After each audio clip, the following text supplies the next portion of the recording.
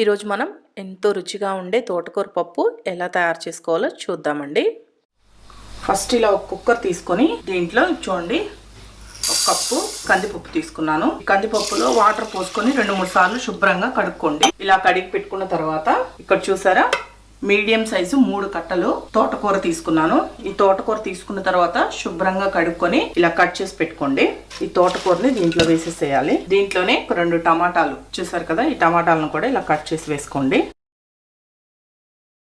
అలాగే ఒక 10 పచ్చిమిర్చి, ఈ పచ్చిమిర్చిని ఇలా తుంచి వేసేసుకోండి. ఇవి కొంచెం కారం తక్కువ ఉన్నాయని ఒక 10 పచ్చిమిర్చి తీసుకున్నాను.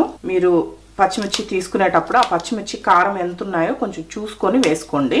దీంట్లోనే 1/2 టీ స్పూన్ పసుపు, దీంట్లోనే 1 టీ స్పూన్ ఉప్పు వేస్తున్నాను. అలాగే చిన్న నిమ్మకాయ సైజ్ అంతా చింతపండు ఇలా పైన పెట్టండి. లోపల కానీ పెట్టామంటే మనకి కందిపప్పు సరిగా ఉడకదు కాబట్టి జస్ట్ ఇలా పైన పెట్టుకుంటే సరిపోతుంది.